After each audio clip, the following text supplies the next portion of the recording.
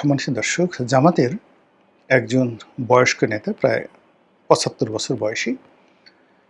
সেই ভদ্রলোক তার তরুণী প্রেমিকাকে নিয়ে একেবারে সস্তা মানে একটা হোটেল, একজন এমপি যেকোনো বিচারই হোক না কেন এই ধরনের একটা হোটেলে তার প্রেয়সীকে নিয়ে, প্রেমিকাকে নিয়ে রমণ করার জন্য সেখানে যাবেন, এটা কল্পনা করা যায় না। গুলিস্তানের ফুটপাতের যে সমস্ত বাদাম বিক্রেতা আছে, আলু বিক্রেতা আছে, ডিম বিক্রেতা আছে, তারা ওই ভ্রাম্যমাণ পতিতাদেরকে নিয়ে সেই যে সকল হোটেলে যান, ঘণ্টা চুক্তিতে ৫০০ টাকার বেশি হয় না, ৫০০ টাকা ঘণ্টা চুক্তিতে যান।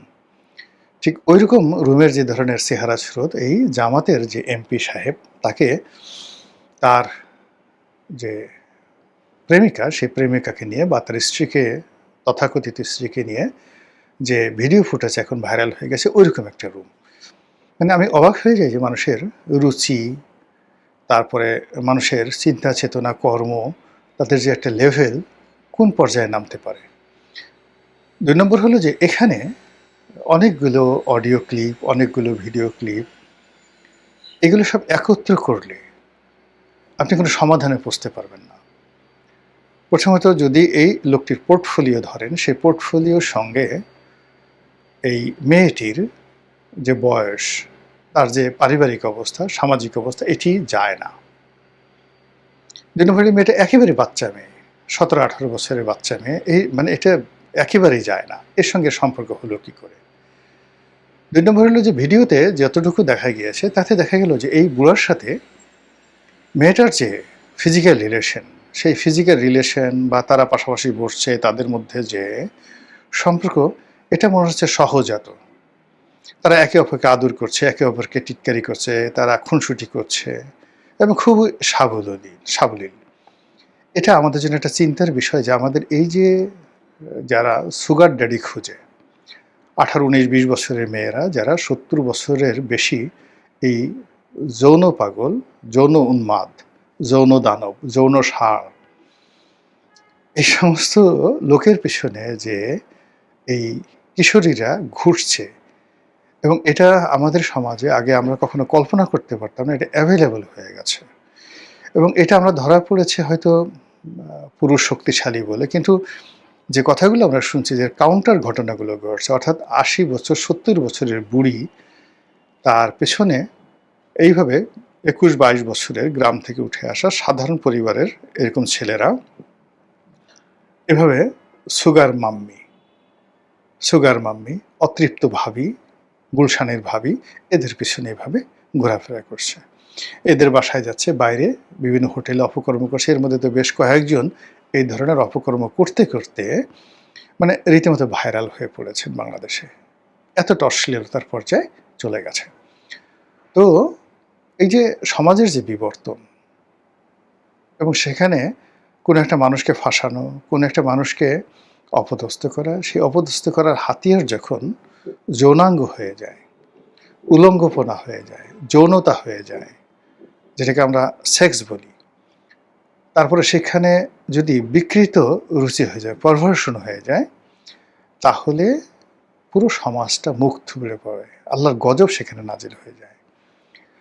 জাস্ট একটা উদাহরণ দিই আপনাদেরকে। আওয়ামী লীগ জমানাতে একটা খুব মহাকেলেঙ্কারি ঘটেছিল। সেটা হলো ওয়েস্টিনে পাপিয়া কাণ্ড। পাপিয়া নামক একটা মেয়ে, যুবলীগের একটা মেয়ে, অনেকটা সেই সিনেমার সর্দান্নির মতো।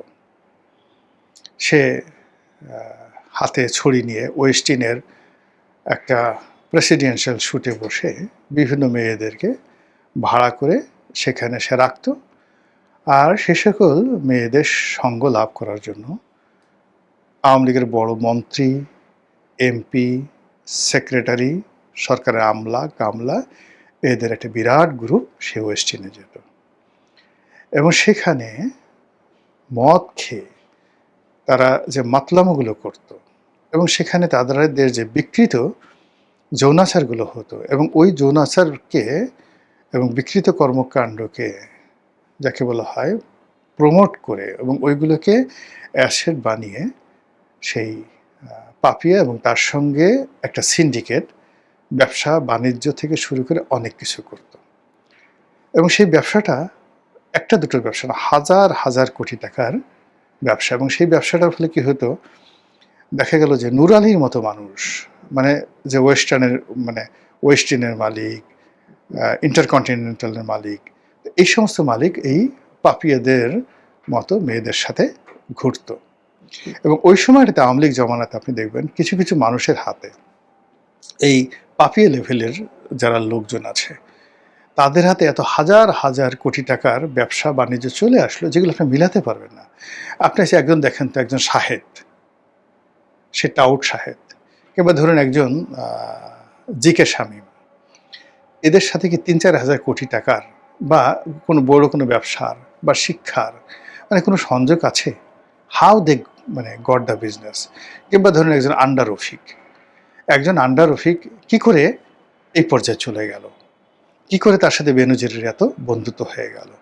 এইভাবে যখনই দেখবেন যে একটা অসামঞ্জস্যকর, একটা অসাম সম্পর্ক, সেটা নারীর সঙ্গে পুরুষের হোক, রাজনীতিবিদের সঙ্গে ব্যবসায়ীদের হোক, সেখানে আপনি দেখবেন যেখানে পারভার্সন অফ সেক্স এটা থাকে, আর সেক্সটাকে ব্যবহার করা হয় যে ইনস্ট্রুমেন্ট হিসেবে।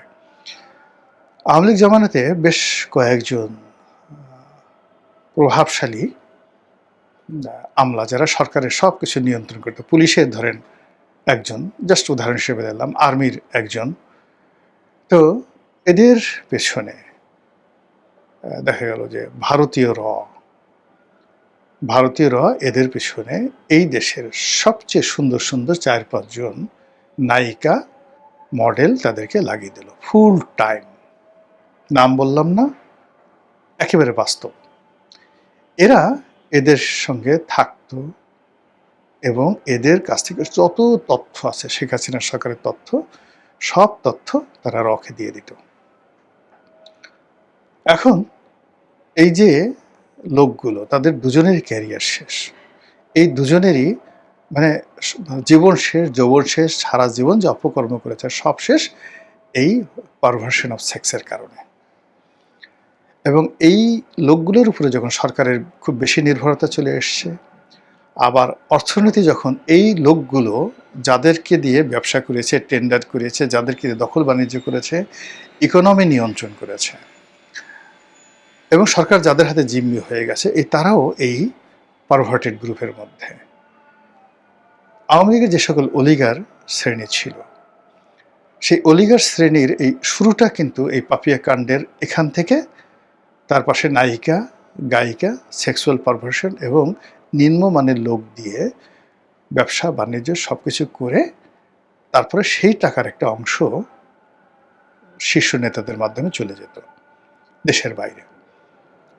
ফলে কি হলো দেখেন, দেশ শেষ, দল শেষ, রাজনীতি শেষ। এখন সেই কাজগুলো অতীতে যেভাবে চলেছে ১৭ বছরে, বর্তমান জমানাতে এসে সেটা আরও বেড়ে গেছে। এবং এই জিনিসটা বেড়ে গেছে, আগে যারা মানে ধরেন এখানে মক্ষীরানী হিসেবে ব্যবহৃত হতেন, সেই তুলনায় এখনকার যারা মক্ষীরানী, এরা পচা, দুর্গন্ধ, মানে দেখার মতো নয়। আগে মক্ষীরানীর যে সমস্ত যারা খদ্দের ছিল, সেই খদ্দেরদের চেহারা ভালো ছিল, বড় পদ ছিল, পদবি ছিল। এখন সেই তুলনায় এখন যারা এই মক্ষীরানীদের কবলে পড়ছেন, মানে এই পচা দুর্গন্ধময় মক্ষীরানীদের কবলে পড়ছেন, তারা ওদের তুলনায় অনেক অনেক লেস ক্যালিবারের। কারো বয়স ৭০, কারো বয়স ৭৫, কারো বয়স ৮০ বছর হয়ে গেছে, কিচ্ছু করতে পারে না, হাতটা উঠাইতে পারে না, কিন্তু হাতটা নিয়ে তার বুকের উপর রাখলো, এর বিনিময়ে সে দেখা গেল পুরো ঢাকার শহর লিখে দিল। এই কাজগুলো যে শুরু হয়ে গেছে, এটা থামবে না। এটা থামবে না, এর কারণ হলো যে আমাদের এই সমাজে আপনি দেখবেন যে ভালো কাজগুলো বিস্তার লাভ করে না। গোলাপের বাগান বিস্তার লাভ করে না।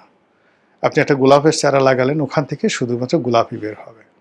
কিন্তু আপনি একটা বাগানে দুব্বা ঘাস লাগিয়ে দেন, এটা বিস্তার লাভ করতে থাকবে। তেমনি করোনা বলেন, অন্য ভাইরাসজনিত যে সমস্ত রোগ বলেন, জীবাণু বলেন, সেগুলো কিন্তু বাড়তে থাকে মারাত্মকভাবে। তো সেক্ষেত্রে এই সময়টিতে যে সেক্সুয়াল পারভার্সন বা যে হানি ট্র্যাপের ঘটনা ঘটছে, অর্থাৎ প্রতিপক্ষকে দমন করার জন্য যেভাবে নারী দিয়ে হাত পাতা হচ্ছে, এটা বন্ধ হবে না। আপনি যার জন্য করেছেন সে আবার আপনার জন্য করবে। এটা বাড়তে থাকবে। ২ নম্বর হলো যে ক্ষমতাধর লোকদের এই যে জামাতের যে লোকটি, এই লোকটির যে পারভার্সনটা আপনি দেখলেন, এই পারভার্সনটা শুধুমাত্র উনি ধরা পড়েছে। কিন্তু এরকম অসংখ্য লোক রাজনীতির বড়, বড় পদে আছে, বয়স্ক মানুষ আছে। এদের এই ঘটনাগুলো মানে যারা মানে ও তো টুপি পরে আছে, পাজামা পাঞ্জাবি পরে আছে। ওখানে আপনি হয়তো আগে সেই মামুনুল হকের ৫০১ নম্বর রুমকে বিকৃত করে রুম নম্বর দিলেন, রুম নম্বর ৫০২। কিন্তু আপনি যদি আরও ইন ডিটেইলসে যান, দেখবেন অনেক কোট পরা, টাই পরা ভদ্রলোক। এর বয়স ৭৫ কিন্তু এর বয়স ৭৮-৮০ বছরের অনেক লোক, যাদের নাতিপুতির বিয়ে হয়ে গেছে। গিয়ে দেখবেন যে তারা এরকম ৫০৩, ৫০৪, ৫০৫ এরকম অসংখ্য রুম বুক করে এই লোক যে কাজগুলো করছে তার চেয়ে আরও নোংরা কাজগুলো তারা করছে। জাস্ট একটা ছোট্ট উদাহরণ দিই। প্রভাবশালী একজন রাজনীতিবিদ, কোন দলের আমি বলবো না, প্রভাবশালী রাজনীতিবিদ, সে আরেক প্রভাবশালী মহিলা রাজনীতিবিদ, তরুণী, তার মেয়ের বয়সী তরুণী, প্রভাবশালী রাজনীতিবিদ, সুন্দরী, তাকে নিয়ে একটা হোটেলে, 5 স্টার হোটেলে গোসল করতেছে। গোসল করতেছে সেই বিকিনি পরে, বুড়া, বুড়ার বয়স ধরেন ৭৩-৭৪ বয়সী, সবাই চিনবেন তাকে। বুড়ার ছেলে সেখানে উপস্থিত হয়ে সে বাবাকে আচ্ছা মতো, বাবা এবং ওই যে তার বাবার প্রেয়সী এবং ওই মেয়েও, মানে কি বলবো, মন্ত্রী এমপি আর গেলাম না, এমন পিটনি দিছে সেই লোকের কাছে। মানে তারা এখন জাতির সামনে ধরেন বড় বড় কথা বলছে। এখন সেই লোক আপনি কি করে আপনি তার কাছ থেকে ভালো কিছু আশা করেন? ওই নারীর কাছ থেকে, ওই পুরুষের কাছ থেকে। আর এক নারী, সে দেখা গেল যে তার স্বামী মারা গেছে, অনেক বড় নেতা ছিল, দেখতে তরুণী না হলেও, মানে চেহারা তো ভালো না হলেও আকর্ষণীয়। এখন সে মোটামুটি তার হেড অফিস সবসময় খুলেই রাখে, কেউ আসলে আর মানা নাই। এগুলো করে করে জায়গা মতো ক্ষমতা পেয়ে গেছে। এখন আপনি এই নারী এবং নারীর খদ্দেরদের কাছ থেকে আপনি কী আশা করেন বলেন? এখন এই জিনিসগুলো যখন মানে আপনি যখন একজনেরটা বের করছেন, এরকম ঘটনা আপনি ওই যে আওয়ামী লীগের আমলে সে বাবুর বাপের ঘটনা মনে নাই আপনাদের? এক নেতা আমেরিকার এক মহিলার সাথে সে পরকীয়া করছে এবং সেখানে সে সেই বাবুর মা, বাবুর বাপ, ওইটা নিয়ে খুব আলোড়ন সৃষ্টি হলো। সে লোক তো মরে নাই এখনও। তখন এই জিনিসগুলো যখন আরও সামনে আসবে উইথ ভিডিও, আপনি জামাতের লোককে বের করছেন, জামাত কি বসে থাকবে? তার কি লোকজন নেই? তার কি বট বাহিনী নেই? তারা এই জিনিসগুলো নিয়ে যখন আরও বেশি ঘাটাঘাটি হবে, তখন মানে আপনি যদি ন্যূনতম রুচিবোধ থাকে, যদি আপনার পরিবার থেকে, আপনার সন্তান সন্ততি থাকে, আপনি বলবেন যে হে আল্লাহ, তাড়াতাড়ি জমিন ফাঁক করো, আমি মরে যাই এবং আমাকে কবরে ঢুকিয়ে দাও, এই দৃশ্য আমার আর দেখতে ইচ্ছা করছে না। মহান আল্লাহ আমাদেরকে অশ্লীলতা থেকে, অশ্রাব্যতা থেকে, অনিয়ম থেকে, দুর্নীতি থেকে, অনাচার থেকে, অবিচার থেকে, ব্যভিচার থেকে, জেনা থেকে আল্লাহ আমাদের সবাইকে হেফাজত করুন, দয়া করুন এবং আমাদেরকে রক্ষা করুন।